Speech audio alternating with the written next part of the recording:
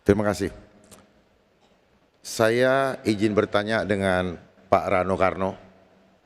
Ketika Bapak menjabat sebagai gubernur di Banten, saya membaca di koran bahwa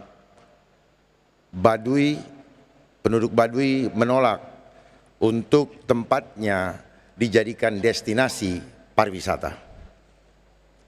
Kalau saya melihat bahwa Bapak selama ini adalah orang yang menjaga ketahanan budaya, maka ada sesuatu yang kontrari efek dengan yang Bapak lakukan.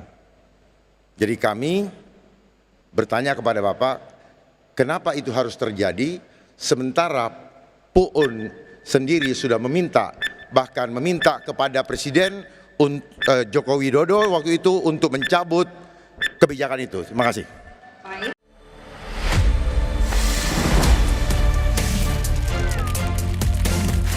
Taste the coolest flavor. LA Ice Purple Boost. Sekarang kami persilakan pasangan calon nomor urut 3 untuk menjawab pertanyaan dari paslon nomor 2. Waktunya 2 menit dimulai dari Anda mulai berbicara. Terima kasih Mas Dharma. Kalau Anda bicara soal Baduy pasti Anda tahu tentang SEBA. SEBA itu kunjungan masyarakat Baduy ke pemerintah daerah. Ya. Kalau saya menolak, nggak mungkin mereka berkunjung.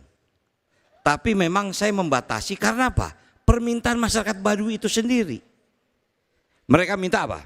Tidak boleh ada BTS. Supaya HP tidak masuk ke kampung mereka. Tapi anak Baduy luar punya HP. Mereka tidak ingin punya sekolah. Tapi mereka berpendidikan. Mereka punya sekolah sendiri. Nah artinya Mas Dharma, salah satu yang saya jaga pada waktu itu, masyarakat Baduy dia harus berkembang, tapi dia harus dijaga. Karena populasi berkunjung tiba-tiba menjadi bludak. Nah jadi artinya masyarakat Baduy adalah masyarakat Indonesia yang tidak bisa kita pungkiri, mereka mempunyai kebudayaan yang luhur. Dan mereka punya kemampuan untuk mengeksplor dirinya sendiri. Tentu saja saya sebagai gubernur pada waktu itu memberikan fasilitas. Apa yang bisa kita bantu? Satu, misal tadi acara SEBA kita kembangkan menjadi acara pariwisata. Dulu SEBA kecil Mas Dharma. Tapi waktu saya jadi gubernur yang berkunjung bisa 6.000 orang masyarakat Baduy. Akhirnya apa?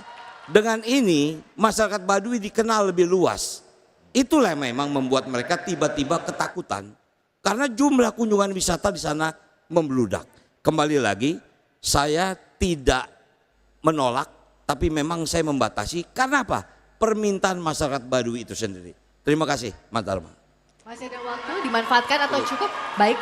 Berikutnya kami persilakan pasangan calon nomor urut 2 untuk memberikan tanggapan atas jawaban pasangan calon nomor urut 3. Waktu Anda 1 menit dimulai sejak berbicara. Iya, memang benar demikian Pak Rano, tetapi di Baduy ada Baduy luar dan Baduy dalam. Baduy dalam itu tidak mau sampai nilai-nilai luhurnya terkontaminasi oleh infiltrasi asing hanya dengan pariwisata. Karena dengan pariwisata maka budaya Baduy mulai tergerus. Oleh sebab itu seharusnya kita sebagai yang di Jakarta, ketika kami nanti memimpin, kami akan menjadikan Taman Mini sebagai miniatur Indonesia untuk menjaga kelestarian budaya Baduy. Karena budaya Baduy ini adalah sesuatu yang heritage atau sudah langka di Indonesia yang harus tetap kita lestarikan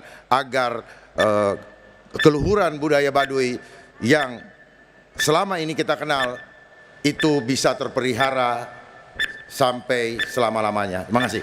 Baik, terima kasih. Kini giliran paslon nomor urut 3 untuk merespon jawaban dari paslon nomor urut 2. Waktu Anda 1 menit dimulai dari Anda berbicara.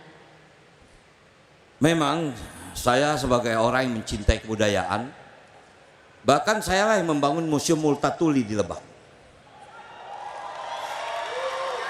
Saya membuat perpustakaan Saijah Adinda di sana.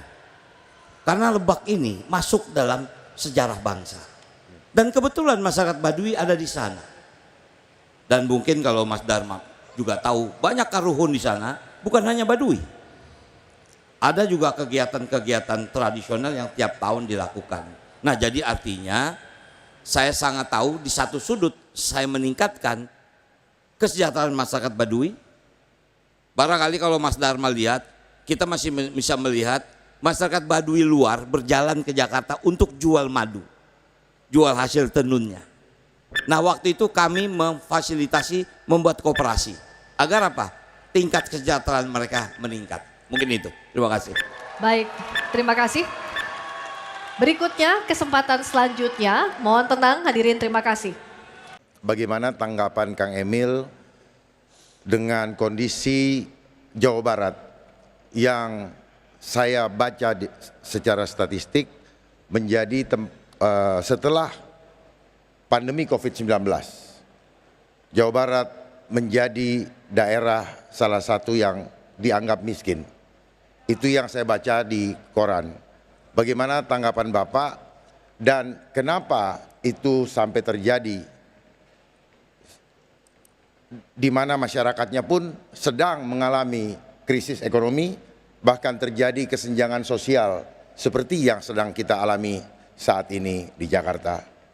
Sekali lagi mohon kami dijelaskan supaya kami bisa memahami, sehingga ketika kami bisa menjadi gubernur seperti Bapak, kami dapat mengantisipasi hal tersebut. Terima kasih. Baik, cukup. Kami persilakan paslon nomor urut 1 untuk menjawab pertanyaan dari paslon nomor urut 2. Waktunya 2 menit dimulai dari Anda mulai berbicara. Terima kasih. Saya kira datanya mungkin keliru, Pak. Silakan dibaca lagi.